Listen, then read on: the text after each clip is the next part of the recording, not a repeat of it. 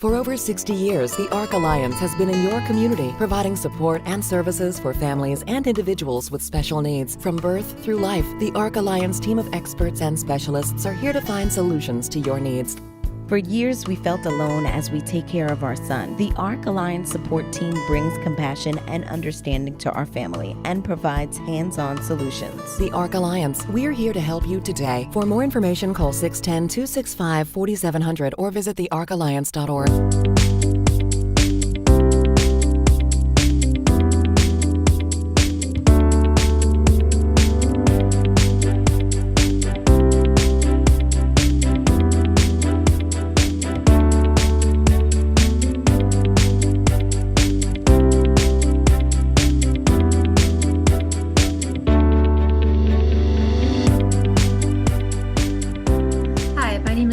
Hundley. I am the Quality Manager with the ARC Alliance's Supports Coordination Organization.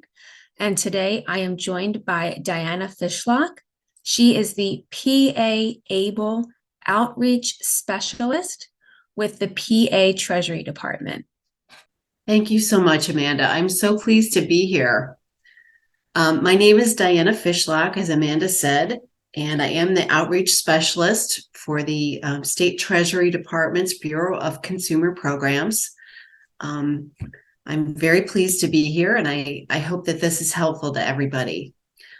Today, I will be talking about what ABLE is, how to open and manage an account, and some additional details and considerations, including a few extra rules that only apply to people who receive supplemental security income. What is ABLE? An ABLE account is a savings and investment product for people with disabilities to use for qualified disability-related expenses. One of the most significant features of ABLE accounts is that funds in the account are not counted when determining eligibility for federal means-tested benefits, with some limitation for SSI. Also, the savings get great federal and state tax advantages. Through ABLE for the first time, many individuals with disabilities can save for a more secure future and have the ability to control their own funds. PA ABLE gives a number of investment options to the person managing the account, and funds in an ABLE account can be used for a wide variety of expenses. What is an ABLE account? ABLE stands for Achieving a Better Life Experience. ABLE was signed into federal law in 2014, and that enabled the states to create their own ABLE programs if they wished. The PA ABLE Savings Program began in April 2017, so ours is about 5.5 years old now. Pennsylvania's ABLE program has been one of the fastest growing in the country with a proven track record. More than 7,200 account owners have saved more than $75 million in assets. So we're very proud of that. As I mentioned, with an ABLE account, you can save and maintain government benefits. The federal law says that assets in an ABLE account and qualified withdrawals from the account are not counted against any federal means-tested benefits, with some limitation for SSI. Also, PA ABLE assets are not counted against Pennsylvania needs-based benefits having to do with disability, health, and student financial aid. This is extremely important because without ABLE, it was very limited how much individuals with disabilities could save and still maintain their government benefits. For example, traditionally, SSI recipients could only save $2,000 in assets without jeopardizing their benefits. Now, in addition to that $2,000, they can save up to $100,000 in an ABLE account, which can make a huge difference, giving a person the ability to save for a house or a car or just everyday expenses. If they go above that $100,000, SSI benefits will be suspended but not terminated, so they won't have to reapply. And medical assistance will continue through that time. And able account owners who do not receive SSI can save more than $500,000 in an able account. An individual will have only one able account nationwide, and you may see information from other states, but Pennsylvania's able law has several PA-specific benefits. These are only available to Pennsylvanians if they use the PA able program. You can tell you're with Pennsylvania if you see our logo here, which is blue and green. It's shaped a little bit like a license plate. And also, if you go to paable.gov, then you'll know you're in the right website. And if you're from a disability organization or a support group, you can also order brochures and other materials there that are free. So let's talk a little bit about the tax benefits. Contributions to a Pennsylvania able account are eligible for both state and federal tax benefits. Contributions to a Pennsylvania able account may be deducted from state taxable income up to $17,000 per person per year. Again, only contributions to the PA able account qualify for a PA state income tax deduction. Also, there's no state or federal income tax on PA able account earnings while the funds are in the account and when they're withdrawn, as long as they're used for qualified disability expenses. And I'll talk about those in a moment. Let's look at who's eligible to have an able account. There are two aspects that go into eligibility. The first is the age of onset of the disability, and the second is the disability itself. So the way the law is right now, the disability must have started before the individual's 26th birthday. It doesn't matter what age the person is now, and it doesn't matter what age they received the correct diagnosis, as long as their disability started before age 26. In a few years, in 2026, that age will raise up to 46, but the way the law is right now, the disability has to have started by your 26th birthday. The second factor is the disability itself. So if an individual is eligible to receive supplemental security income or Social Security disability insurance, then they automatically qualify for ABLE. But there is another option for people who don't have enough work history for SSDI and for people who don't qualify for SSI, and that's called self-certification.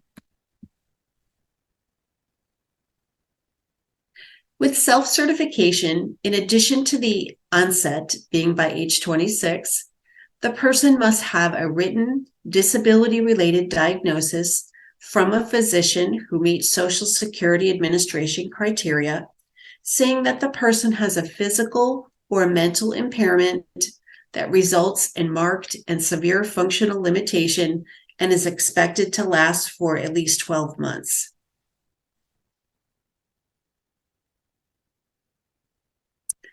How do you enroll in ABLE? Well, most people find that the easiest way is to open an account online. So if you'd like to do that, you go to paable.gov and click on Enroll. Completing the enrollment process takes about 15 minutes, and it's a lot like applying for a credit card or a bank account. In Pennsylvania, we also give people the option to fill out a paper application if they're more comfortable with that. You can print that out from our website, or you can call our ABLE helpline, which is 855-529-ABLE, and request a paper application, which we will mail to your house. There are some unique features on account control, and these rules were recently updated. So adults with legal capacity to enter into a contract may open an account for themselves, or they can appoint any other person they choose to open and manage the account on their behalf. If the person with the disability is younger than 18 or lacks legal capacity to enter into a contract, then their ABLE account must be opened by another person. That person would be called an authorized individual, and they would manage the account on behalf of the person with the disability. So the IRS recently set up a hierarchy.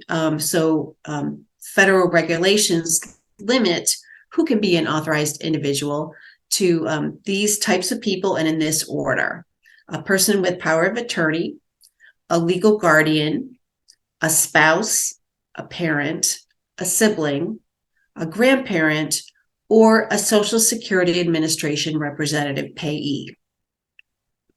As I mentioned, if let's say I am managing an account for you, so I would do that with the understanding that it's your money, you're still the account owner, and I would manage the account on your behalf. So I wouldn't buy myself a new car with the money from that account, because it would be your money and it's to benefit you. So anyone who is an authorized individual knows that going in, that it's not their money. Let's talk about how to contribute to an ABLE account. There are lots of ways to make a contribution.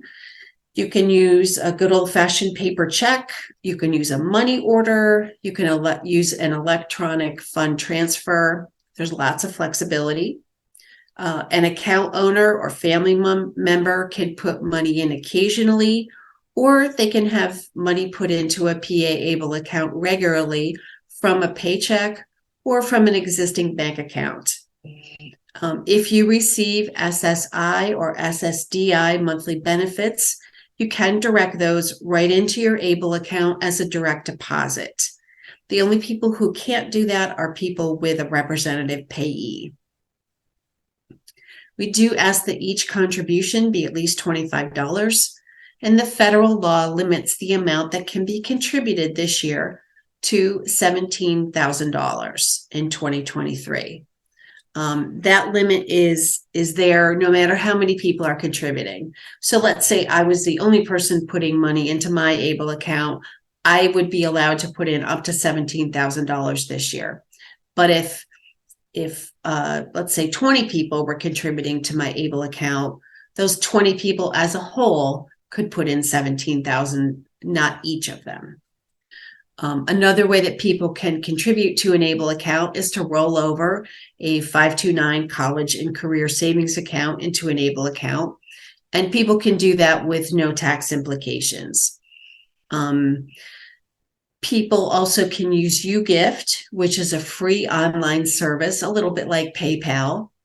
So you can give someone your YouGift number, your YouGift code, and they can contribute to your account without you having to share your whole account number. So that's kind of a nice safety feature.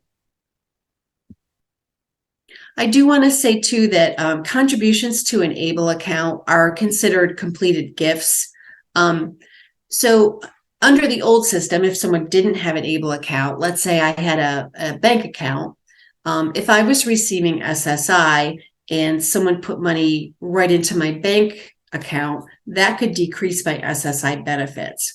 But with ABLE, anyone at all can contribute, and it won't affect the person's benefits as long as the giver puts the money directly into the ABLE account.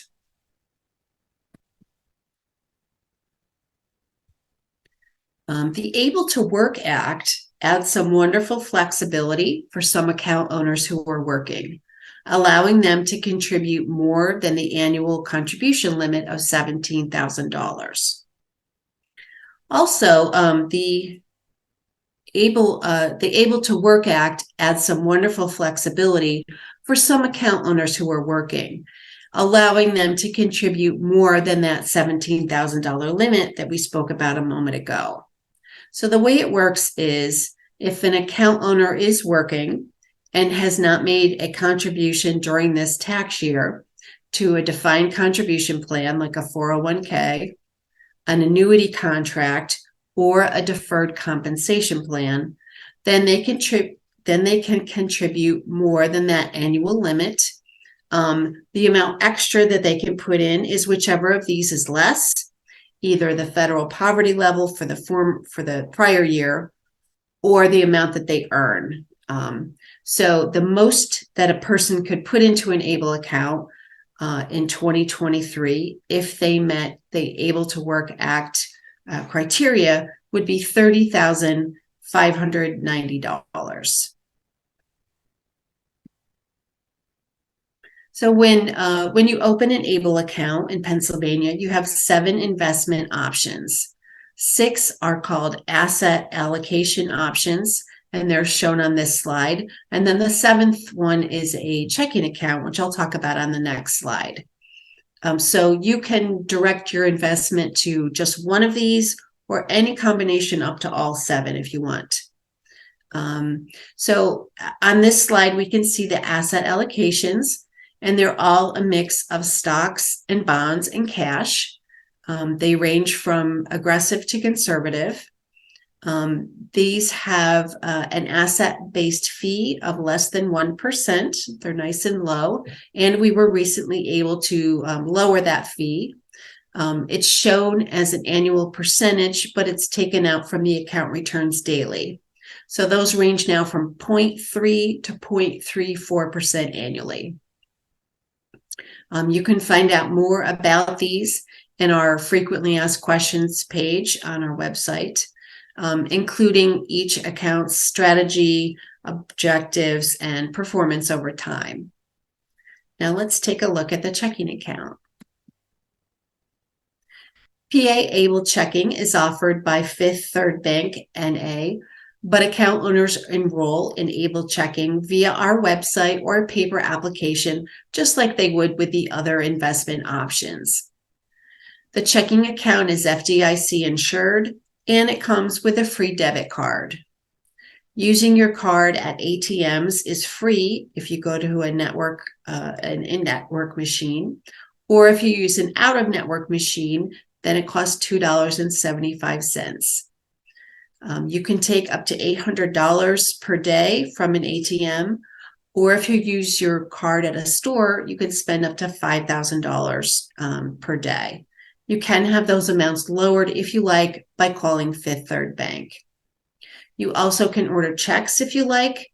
There's a fee of $6 for 25 checks. There is a $2 per month fee associated with a checking account, but that fee is completely waived if you choose to have your program materials sent electronically rather than through the mail, or if you have an average monthly balance of $250 or more in the checking account. Also, there's no overdraft or return payment fees. This slide shows the fees together in one place, just so we're being transparent. There is an account maintenance fee that applies regardless of which investment options you choose. We were able to lower these recently. The fee is $14.75 quarterly if you receive information by mail, and it's lowered to $8.50 quarterly if you choose to receive program materials electronically. And I already mentioned the asset-based fees and the checking account fees. Once you put money into an ABLE account, you'll want to be able to take money out. Even if you don't have the checking account, you can make a withdrawal from any of the investments 3 different ways. You can go online and log into your account. You can do it by phone. You can call our ABLE helpline and ask that we write a check for you. We'll write the check and we'll mail it. Or in writing, you can fill out a form. If you have the checking account, then you have even more flexibility. In that case, you can withdraw from the checking account by using your debit card at a store, by making an ATM cash withdrawal, or by writing a check if you purchase checks. Let's take a look at what the account can be used for. The quick answer is anything. It's your money, and you can use it for whatever you want. But if you want to enjoy the full benefits and protections of the ABLE law, you should use it for qualified disability expenses. Luckily, qualified disability expenses are very broad. The federal law lists the 11 categories shown on this slide, things like education, transportation, prevention and wellness. The IRS rules also say it's fine to use them for basic living expenses. So as someone who manages accounts for 2 teenagers, we often use the ABLE account for food and clothes and sneakers and things like that, which is a big help. Expenses do not need to be medically necessary. So you really have a lot of flexibility here. The expenses that are allowed are very broad, and it's up to the account owner or the person managing the account to make the decision on what's qualified. You don't have to check with the Treasury Department or the IRS when you make a purchase. We do encourage people to save their receipts just in case they are ever audited by the IRS. So since it is so broad, you might wonder, hey, why does it matter if something's qualified or non-qualified? The first is for tax consequences. If you use the funds in your ABLE account to purchase qualified disability items, then you incur no state or federal taxes. But if you make a withdrawal and specify that it's for a non-qualified expense, then it is subject to income tax. So any money that you earned in the ABLE account would be taxed at your ordinary federal income tax rate plus a 10% penalty. Also, Pennsylvania income tax would be owed on the earnings. The second consequence is for federal means-tested benefits. Withdrawals used for non-qualified expenses will be counted in determining eligibility. This is particularly important for SSI recipients.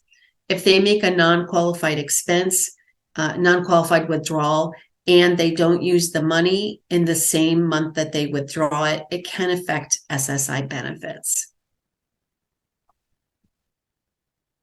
Now I'm going to talk about those rules that only apply to people who are receiving SSI. So under normal SSI rules, gifts can impact eligibility. I talked about this a little bit before. If someone gives an SSI recipient money for groceries or their birthday, and the giver puts the money into a regular bank account for the person with the disability, it can affect and reduce their SSI benefits. But with ABLE, anyone at all can contribute to the account. So a gift to the account owner doesn't affect SSI benefits as long as the giver puts the money directly into the ABLE account. So I'm not going to hand you $50 and tell you to put it in the ABLE account. I'll put it right in the ABLE account so I don't affect your benefits. If an ABLE account owned by someone who is receiving SSI reaches a balance over $100,000, then their SSI benefits will be reduced. They won't end. I'm sorry, their SSI benefits will be suspended temporarily, but they won't be terminated. The person will not have to reapply. Also, their medical assistance would continue through this time.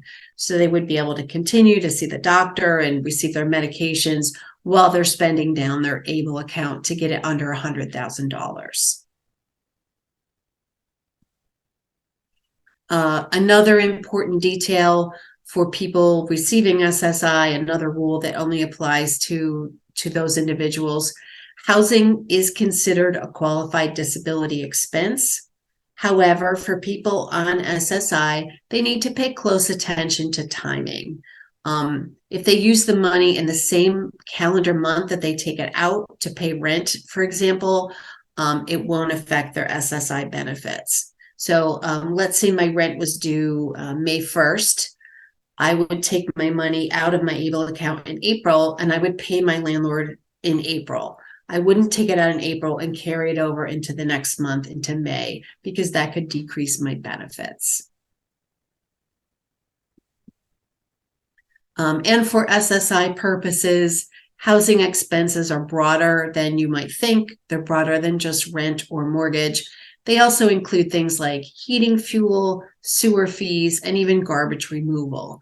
So you will want to keep this in mind if you receive SSI or if you're helping someone else who receives SSI.